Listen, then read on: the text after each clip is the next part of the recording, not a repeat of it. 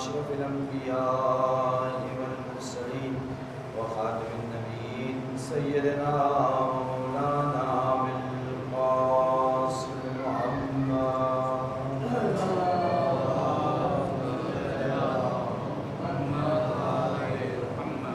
وعلى أهل بيته الطيبين الطاهرين المعصومين المظلومين ولعنة الله على أعدائهم أجمعين من يومنا هذا إلى قيام يوم الدين. أما بعد فقد قال الله تعالى في القرآن الحكيم وهو أصدق الصادقين وقوله الحق. بسم الله الرحمن الرحيم. وقضى ربك ألا تعبدوا إلا إياه وبالوالدين إحسانا.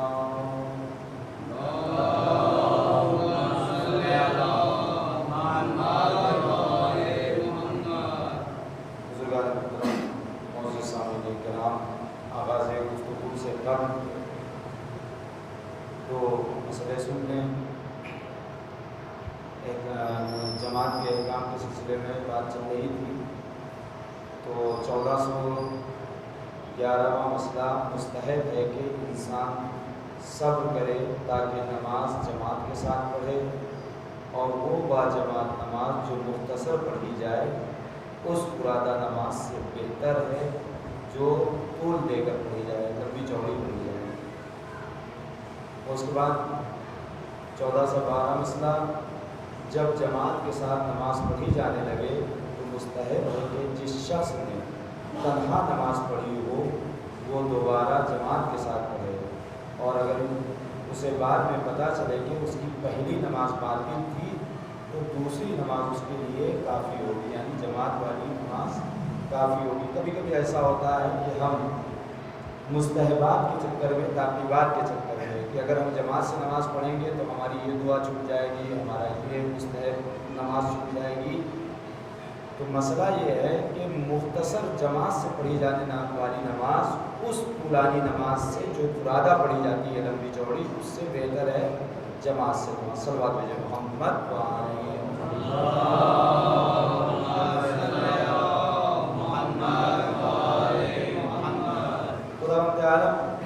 مجید میں ارشاد فرما رہا ہے وَقَضَىٰ رَبُّكَ أَلَّا تَعْبُدُوا إِلَّا إِيَّاهُ وَبِالْوَالِدَيْنِ إِحْسَانًا. پروردگار کا فیصلہ ہے کہ تم اللہ کے علاوہ کسی کی عبادت مت کرو اور اپنے والدین کے ساتھ احسان کرو، اپنے والدین کے ساتھ نیکی کرو.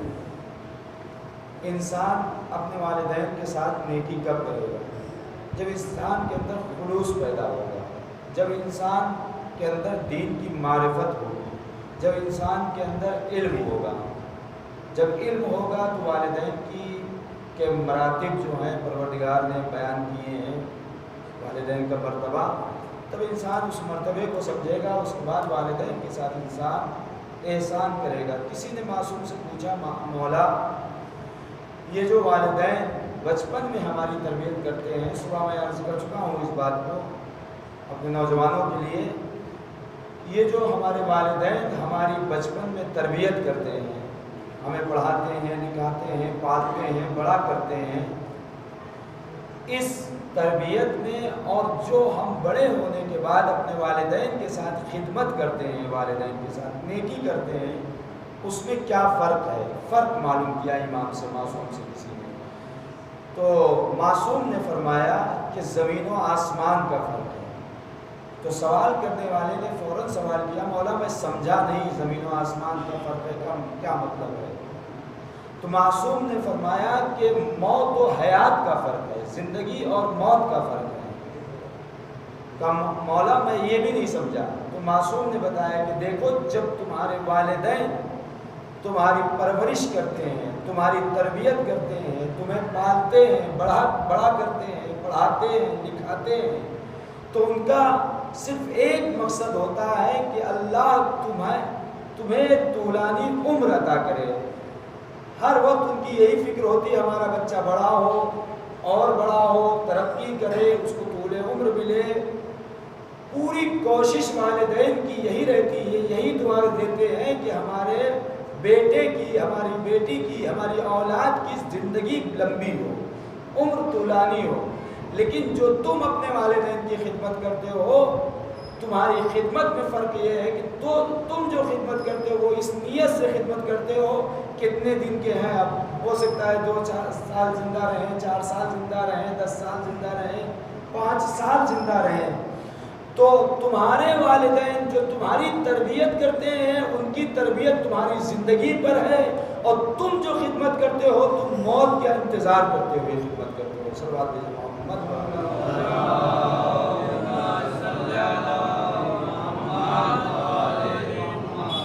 انسان کو چاہیے کہ جو بھی کام کرے وہ خلوص سے کرے، اس کی نیت صحیح ہونا چاہیے، اور خلوص کے لیے بہت تاکید کی گئی ہے، جیسا کہ قرآن مجید میں اللہ فرماتا ہے وَمَا تُجْزَوْنَ إِلَّا مَا كُنتُمْ تَعْمَلُونَ، اللہ صرف اتنے ہی اعمال کی جزا دے گا جو تم نے کیا ہے، جو انسان نے جو عمل انجام دیا ہے اس کی جزا اللہ دے گا۔ إِلَّا عِبَادِ اللَّهِ الْمُخْلَصِينَ أُولَٰئِكَ لَهُمْ رِزْقٌ مَّعْلُومٌ، مگر جو ہمارے مخلص بندے ہیں اللہ نے ان کے لیے معین رزق رکھا ہے، یعنی اگر کوئی انسان اخلاص کے ساتھ خلوص کے ساتھ عمل کو انجام دیتا ہے تو اللہ کے ہاں اس کے لیے الگ سے رزق کا بھی حصہ رہتا ہے۔ دوسرے مقام پہ اللہ فرماتا ہے وَلَا أُغْوِيَنَّهُمْ أَجْمَعِينَ، شیطان کہتا ہے کہ ہم سارے بندوں کو بہکائیں گے، سارے بندوں کو، إِلَّا عِبَادَكَ مِنْهُمُ الْمُخْلَصِينَ، لیکن جنہیں تو نے مخلص بنا دیا ہے، جن کے اندر اخلاص پایا جاتا ہے، انہیں میں نہیں بہکا سکتا ہوں۔ اگر وہ والدین کی اطاعت کرتے ہیں تو وہ کرتے رہیں گے خلوص کے ساتھ اللہ کے لیے، تو ایسے بندوں کو شیطان بہکا نہیں سکتا۔ تو انسان کو چاہیے اپنے عمل کو خلوص کے ساتھ انجام دے، جیسا کہ مولا فرماتے چلے، امام فرماتے العمل الخالص الذی لا تريد ان يحمدك علیہ احد الا اللہ عز وجل، خالص عمل وہ ہے کہ جس میں انسان کا یہ ارادہ نہ ہو کہ لوگ میری تعریف کریں، بلکہ اس کا عمل صرف صرف اللہ کے لیے ہونا چاہیے، چاہے وہ ایثار ثواب ہو، مجلس ہو، ماتم ہو، والدین کی خدمت ہو، سماج کا کام ہو، کوئی بھی کام ہو، انسان کو تعریف کے لیے نہیں کرنا چاہیے۔ مثلا کسی کی مدد کر دی اس لیے مدد کی کہ لوگ ہماری تعریف کریں گے کہ انہوں نے مدد کر دی، تو اس کے لیے نہیں، انسان کو چاہیے کہ اللہ تعریف کرے، ایسا عمل اس طریقے سے عمل انجام دے۔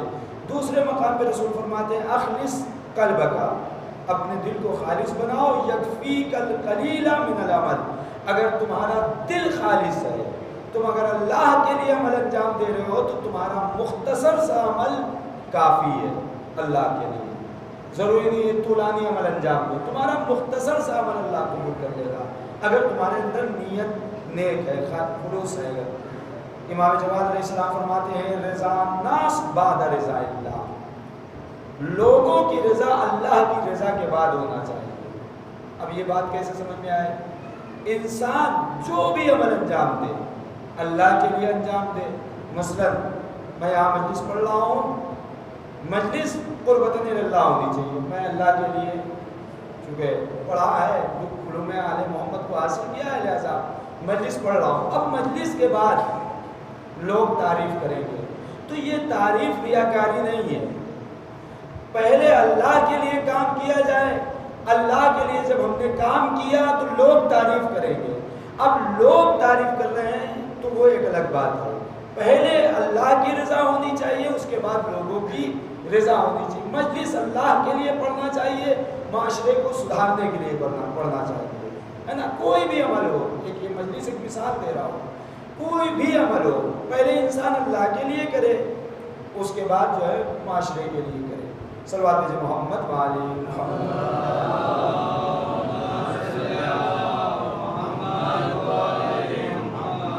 ان اللہ لا يقبل عملا فیہ مثقال ذرۃ من ریاء، اللہ اس عمل کو اصلا قبول ہی نہیں کرے گا جس میں ذرہ برابر ریاکاری پائی جائے۔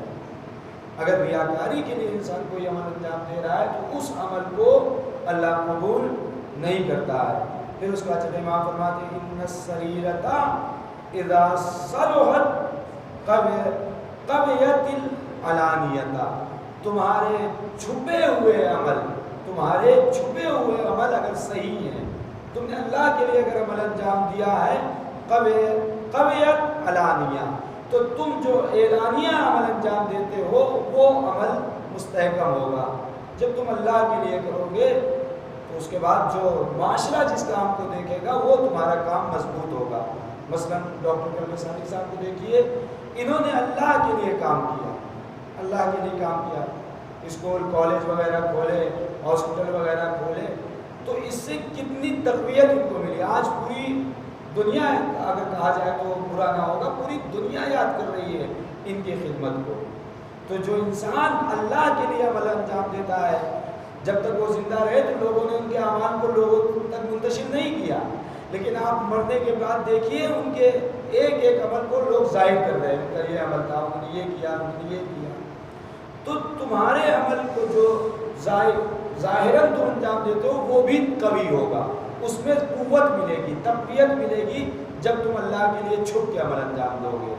اور اس کے بعد مولا کائنات فرماتے ہیں ملاک العمل الاخلاص فیہ، عمل کا دار و مدار یہ ہے کہ اس کے اندر خلوص پایا جائے۔ تمام الاخلاص تجنبک المعاصی، اور خلوص کی انتہا یہ ہے کہ تم اپنے عمل سے گناہوں سے بچو، گناہ نہ کرو، یہی خلوص کی انتہا ہے۔ دکھاوے کے لیے نماز نہ پڑھو، یہ خلوص کی انتہا ہے۔ دکھاوے کے لیے کوئی کام نہ کرو، یہ خلوص کی انتہا ہے۔ اور تو یہ معصومین علیہ السلام کا فرمان ہے، انسان کو چاہیے اپنے اعمال کو خلوص کے ساتھ انجام دے، اور جب انسان خلوص کے ساتھ کوئی بھی عمل انجام دیتا ہے تو واقعاً اس عمل سے اہل بیت بھی خوش ہوتے ہیں، اللہ بھی خوش ہوتا ہے، اور اس کو دنیا میں بھی جزا ملتی ہے۔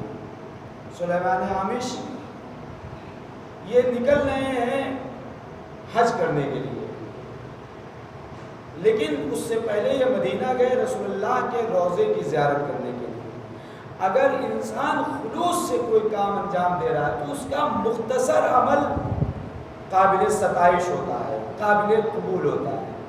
یہ مدینے میں گئے رسول اللہ کی زیارت کرنے کے لیے، وہاں پہ انہوں نے دیکھا ایک نابینا عورت ہے جو صرف لوگوں کو پانی پلا رہی ہے، اور اس کا نعرہ جو ہے وہ یہ ہے کہ پانی پیو علی کی محبت میں، پانی پیو علی کی محبت میں، یہ نعرہ تھا اس کا، صرف پانی پلا رہی تھی، علی کی محبت میں پانی پیو۔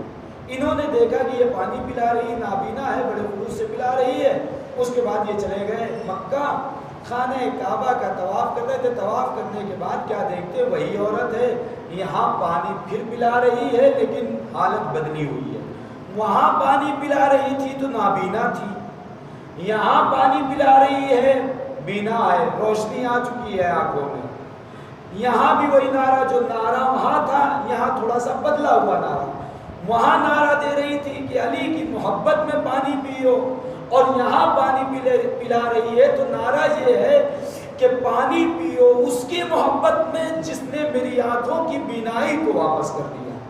اب سلیمان عامش دیکھ کے پریشان ہو گئے، آخر وجہ کیا ہے، یہ ہوا کیا اس کے ساتھ؟ وہاں نابینا تھی، نعرہ کچھ اور تھا، یہاں آئی ہے بینائی آ چکی ہے، نعرہ بدل چکا ہے، نعرہ دوسرا ہے۔ قریب جاتے ہیں سلیمان عامش، سوال کرتے ہیں کہ کیا ہوا تیرے ساتھ، تو وہاں نابینا تھی یہاں تو بینا ہو گئی۔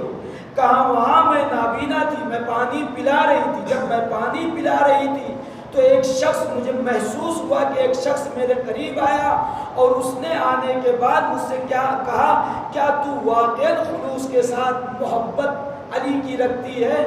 تو اس نے کہا ہاں، میں خلوص کے ساتھ علی کو چاہتی ہوں اور علی کی محبت میں یہ پانی پلا رہی ہوں۔ بس ایک مرتبہ اس آنے والے شخص نے اپنے ہاتھوں کو بلند کیا، پروردگار جس کی یہ محبت رکھتی ہے اس کی محبت کے طفیل میں اس کی آنکھوں کی بینائی کو واپس کر دے۔ اس نے یہ دعا کی، میری آنکھوں کی روشنی واپس آ گئی۔ جب میری روشنی واپس آ گئی، آپ دیکھیں خلوص، ایک پانی پلا رہی ہے، صرف بہت زیادہ نظر نہیں کر رہی، صرف پانی پلا رہی ہے۔ آنکھوں کی روشنی واپس آ گئی. جب روشنی واپس آ گئی تو میں نے اس سے سوال کیا, اس آنے والے شخص سے, کہ اے شخص بتا آپ ہیں کون, آپ بتائیے کہ آپ ہیں کون جنہوں نے میرے مولا کی محبت کو وسیلہ بنا کے دعا کی, اور اس دعا کا نتیجہ یہ ہوا کہ میری بینائی واپس آ گئی.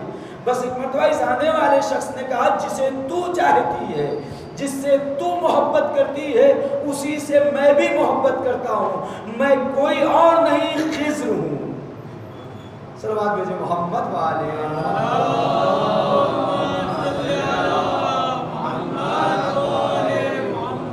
یعنی علی وہ ذات ہے جس ذات سے نبی, اولیاء, انبیاء بھی محبت کرتے ہوئے نظر آتے ہیں.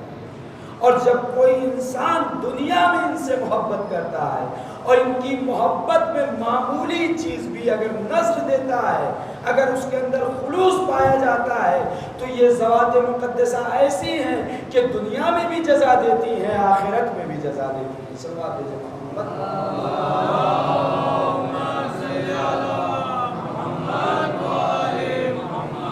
انسان کو کبھی دنیا سے دل نہیں لگانا چاہیے, اپنے عمل میں خلوص پیدا کرنا چاہیے, اخلاص کے ساتھ عمل کرنا چاہیے. ورنہ اگر دنیا سے کسی نے دل لگا لیا تو اس کی عاقبت بھی خراب ہونے کا خطرہ رہتا ہے.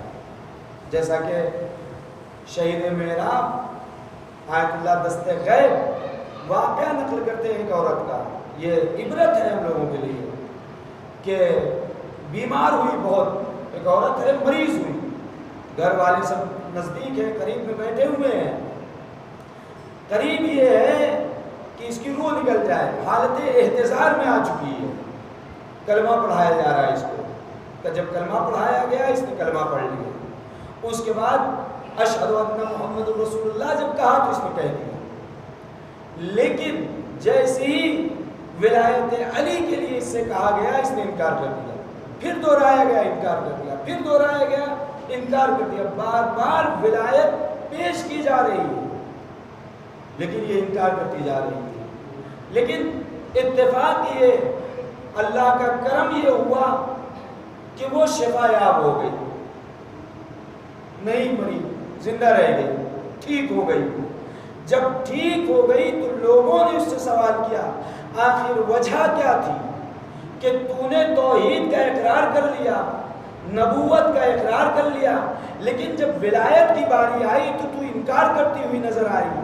تو اس نے یہ کہا میں ولایت کا انکار نہیں کر رہی تھی, بلکہ جس وقت ولایت کا کلمہ پڑھایا جا رہا تھا تو سامنے سے شیطان میرا وہ گلدان جو نسلوں سے چلتا ہوا چلا آ رہا ہے, پشتینی ہے, ایک کے بعد ایک کو وراثت میں ملا ہے, شیطان اسے لے کر سامنے آ گیا.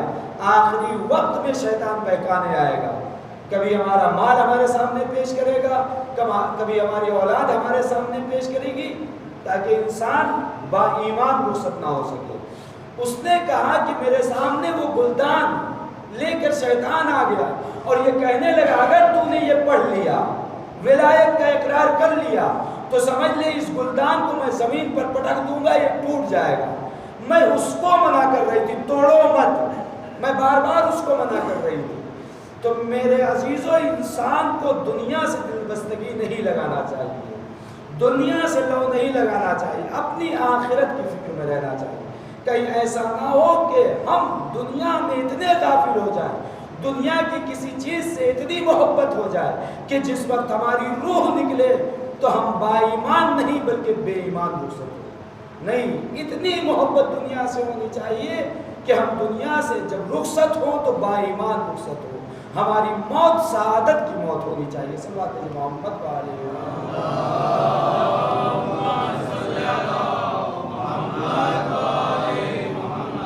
اور اگر خلوص دیکھنا ہے تو واقعہ یہ کربلا کے میدان میں امام حسین علی مقام, اے نانا کے دین, اگر تیری بقا میرے جوان علی اکبر کے سینے میں برچھی لگنے میں ہے تو حسین حاضر ہے. اے نانا کے دین, اگر تیری بقا میرے گلا کٹانے میں ہے تو حسین حاضر ہے. اے نانا کے دین, حسین تمام قربانیوں کے لیے حاضر ہے. اگر اے نانا کے دین اگر تیری بقا زینب کے سر سے چادر چھننے میں ہے تو اے نانا کے دین حسین حاضر ہے. ہاں حسین نے صرف کہا نہیں، حسین نے کر کے دکھایا. کربلا میں حسین کے ساری اولاد اصحاب قربان ہو گئے. اگر ظالم یہیں پر تمام کر دیتے تو ہم صبر کر دیتے. لیکن میرے عزیزوں حسین کی شہادت کے بعد، حسین علی مقام کی شہادت کے بعد حسین کی لاش پر گھوڑے دوڑائے گئے. اور صرف گھوڑے ہی نہیں میرے عزیزوں، پامال کرنے کے بعد خیام حسینی میں آگ لگائی گئی. اور صرف آگ ہی نہیں میرے عزیزوں، سیدانیوں کے سروں سے چادریں چھینی گئی. اور صرف چادریں ہی نہیں، حسین کی وہ چہیتی سکینہ جسے حسین اپنے سینے پہ سلاتے تھے، اس معصوم سکینہ کے کانوں سے گوشوارے اتارے نہیں بلکہ چھینے گئے. اور اس طریقے سے چھینے گئے کہ سکینہ کے کانوں سے لہو جاری ہو گیا. ہاں آزادارو، اگر ظالم یہی ظلم تمام کر دیتے ہم صبر کر دیتے. 11 محرم کو اہل حرم کو کربلا سے گزارا گیا شہداء کی لاشوں کے سامنے سے. اگر ظلم یہاں تمام کر دیتے تو ہم صبر کر لیتے. لیکن آپ تصور کریں کہ اونٹ اور اونٹ کی پشت اور 4 برس کی سکینہ، آپ تصور کریں اگر ظلم یہاں تمام کر دیتے ہم صبر کر دیتے. لیکن اسی پشت پر اونٹ پر کجاوا رکھا جاتا ہے، پالان رکھا جاتا ہے. اس کی وجہ یہ ہے کہ کجاوا اس لیے رکھا جاتا ہے کہ جب اونٹ پر کوئی سوار ہو تو اونٹ اس طریقے سے اٹھتا ہے کہ گرنے کا خطرہ ہوتا ہے. ہر 4 برس کی حسین کی سکینہ بے کجاوا اونٹ پر سوار کیا گیا. اب جب اونٹ اٹھا ہے تو سکینہ تڑپ گئی، اے بھیا بچا لو، اے میرے بھی بچا لو. لیکن میرے عزیزوں خلوص دیکھیے، شمر کے سامنے بیعت کرتی ہوئی سکینہ نظر نہیں آئی، صبر کر لیا. ہاں آزادارو، ایک منزل کے بعد جب سکینہ کو اونٹ سے اتارا گیا تو لوگوں نے سوچا کہ شاید کسی کی گود میں دے دیا جائے گا. لیکن آزادارو ایسا نہ ہوا. اسی معصوم سکینہ کو اسی اونٹ کی پشت پر، آپ تصور کریں اونٹ کی ہڈیاں اور معصوم سکینہ کی ہڈیاں، اسی پشت پر سکینہ کو سینے کے پر لٹا کے رسیوں سے باندھ دیا گیا. اب جو رسیوں سے باندھنے کے بعد اونٹ چلا ہے تو کرتا پھٹا، کرتے کے ساتھ سکینہ کا سینہ چھلنی ہوا. سب جو سینہ چھلنی ہوا تو سکینہ کا خون اونٹ کی پشت پہ ایک منزل کے بعد